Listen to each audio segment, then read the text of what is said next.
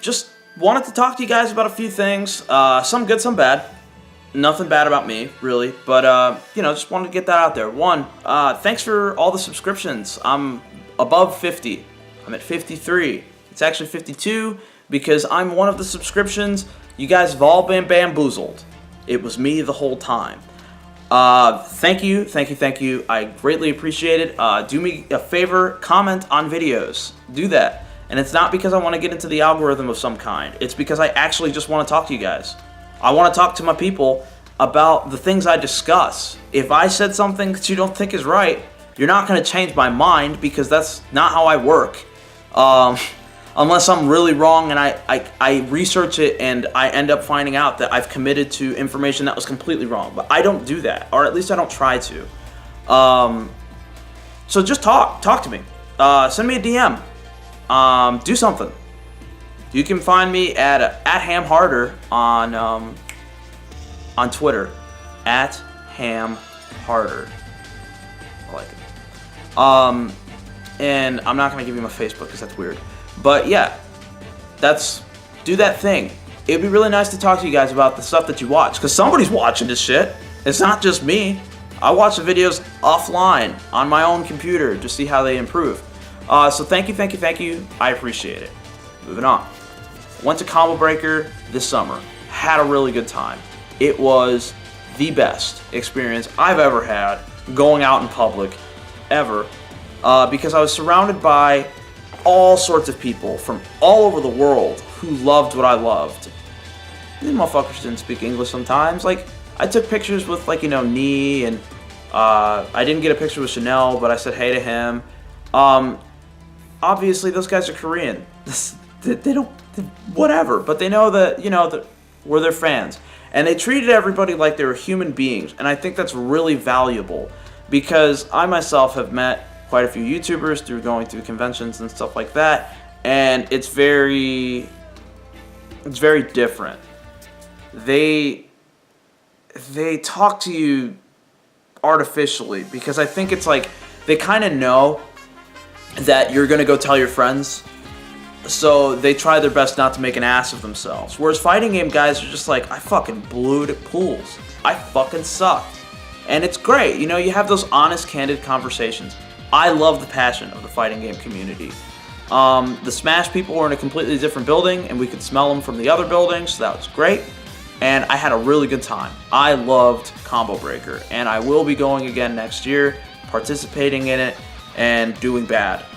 Because I bought a fight stick and started practicing does not mean that I'm going to get good. It's just not. I need to go to locals, but I need a car. With that said, had a lot of fun at Combo Breaker. Had a lot of fun at Anime Midwest. I just went there for merch. All the shit behind me, all those posters, those are generally from Anime Midwest. There's one that's like right under my fro, right there. That's the Hentai Squad poster. That was a gift. It is not there ironically, but I do enjoy the poster. I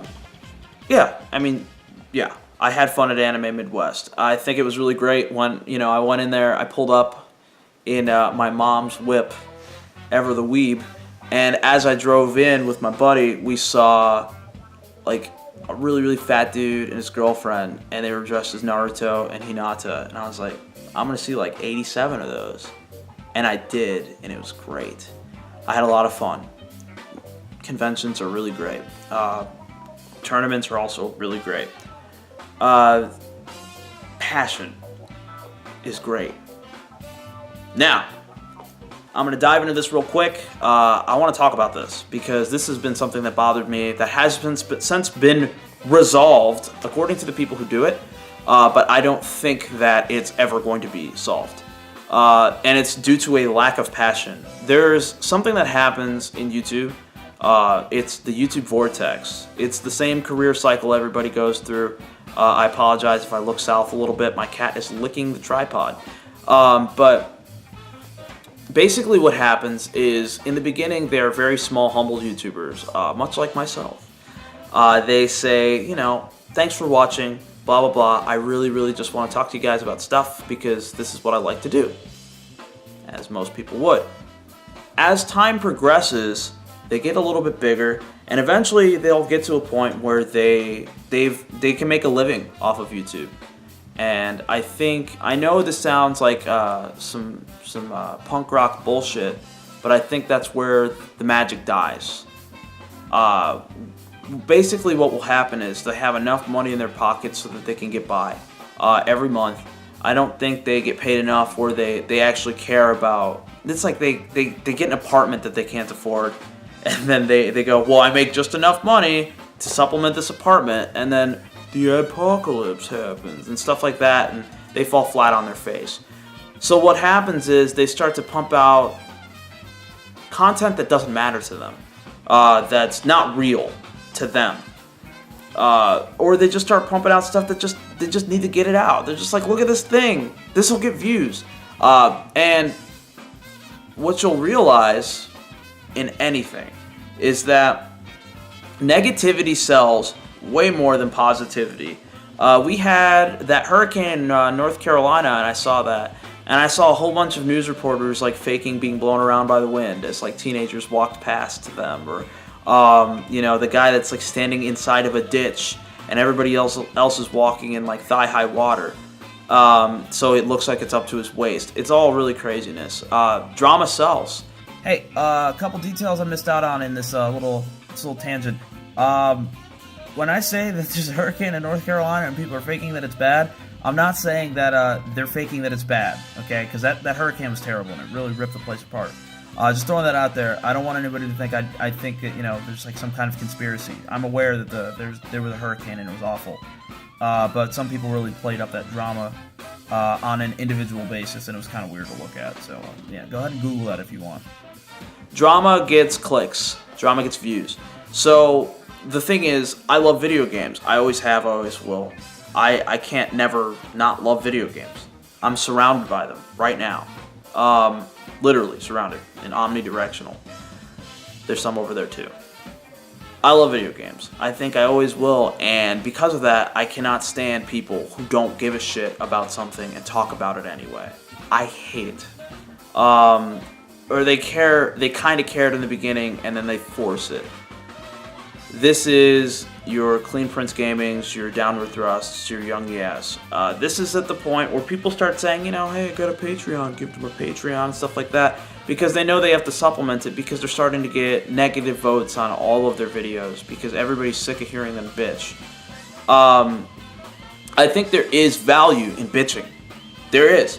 We get to see positive results in bitching if you do it the right way. If you go through the right channels, people have created results. I mean, the last time that bitching really worked out for mankind is I get to go to a school that isn't full of other black people. I get to go with white people too. That was some solid grade A bitching. All right, that the civil rights movement was pretty great. Thanks. With that said, bitching for no reason, for clicks, for views, for attention is disgusting. And I think it should be pointed out. And it has been. That was just why I didn't make a formal video about it, because it's since been addressed, and I love that. I love that people will call out the community for just being trash.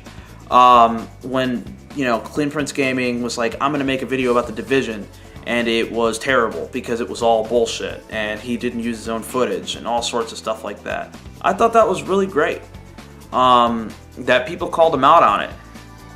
But they're all like that. They're all news channels, and they all regurgitate stuff.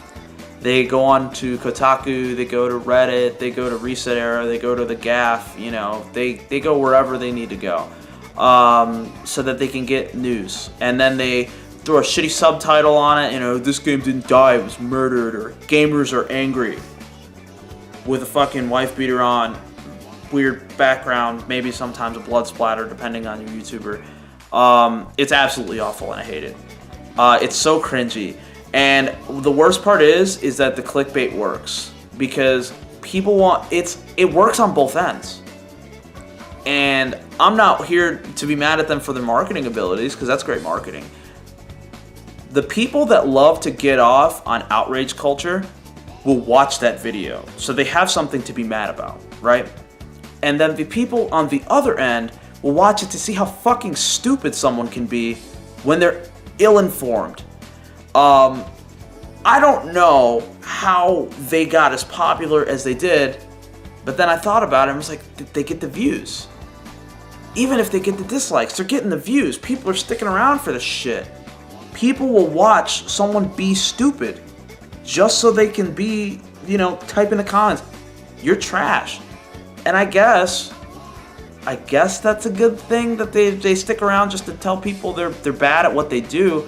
But the reality of it is that I'm tired of getting recommended it. And I'm tired of falling for it. Because sometimes I fall for it. I go, you know what? Maybe that's an opinion I'll agree with. I'll click it, and it's dumb. And I'm not saying I have to agree with everything. Because I love the Easy Allies. I always have. But Ian Hink hating The Last of Us makes no fucking sense to me. It just doesn't. Nuclear bad, hot take. That's one. And I respect the shit out of Ian. He's great. I love everything he does. But that doesn't make sense to me. I don't have to agree with you to enjoy what you do. I just have to see that you have passion for what you are. He is passionate about hating The Last of Us. Just like he's passionate about hating Smash. And his reasons are kind of bad. Like, I'm bad at it, so I hate it. That's not a really good reason to dislike something. But still. Sometimes I agree with his nuclear bad hot takes. Because I didn't like The Last Guardian. I thought it was boring. But I think what I'm trying to say is that somewhere along the lines, I noticed that these guys existed, and I think the important thing is that they have some element of self-awareness now. It only took about 30 different video essays about them themselves that they probably watched and then went, oh, this is a train wreck, I'm garbage, and then they made apology videos. This YouTube lesson number 2, as somebody who watches YouTube a lot, enter cycle number 2. Become content creator, make shit content, apologize about it, wait for redemption arc, become content creator, and this cycles, and this goes forever. They will be probably able to stay afloat forever until they reach the point where their empire collapses on them, it can't sustain itself, and you have people like Wings or DSP who are just begging on the internet for money. And yeah, that's disgusting too, but it's actually it's a horrifyingly interesting thing to do. So yeah, if you like that kind of stuff, go ahead and check it out. That's really all I wanted to talk about. I don't like those channels. I don't think they should exist because they don't do anything for the community. Everyone can read, is my point. Everyone can go to those websites and read themselves. And they can choose to be mad about things, and you can choose to be better. You can do it. Do something else that you care about, maybe. Don't pollute YouTube with your lack of knowledge. And to sum up the beginning, Combo Breaker was fantastic. If you watch the top 8 of Tekken, you could see me in the front wearing a red, white, and blue Bulls jersey, and I'm just cheering my ass off because I was fucking hammered. This could be close. This might be it. He got the dive kick against the low. This might be it. Wait, no, 50, drops 50. it. The throw, get off of me. 14 seconds. Chanel got one more bar. Spends it on the fireball. It hits. Oh my God, be careful. Oh my God, Ring got 50-50. The mid. What's going to happen? I don't know. Oh my the God. slow motion is John Ding going to the winner final. All right, 1. John Ding lost. Combo Breaker. 2, I'm in the bottom left corner. They hug. Wow, what an amazing. And yeah, the anime convention was really great. So, thanks for checking out what I have to say. If you guys have any ideas, if anything you want to hear me talk about, let me know. I won't do it if I think it's bad, because that means I don't care about it. I'll let you know though, and we can talk about it personally, we can talk about it in emails, we can do whatever, but get out there, talk to me, so I can talk to you. Thanks for checking out Ham Hub, thanks for everybody who subscribed. I hope I get 50 more subscribers one day, so I can have 100, and double it, I like those zeros. Thanks guys, see you guys later.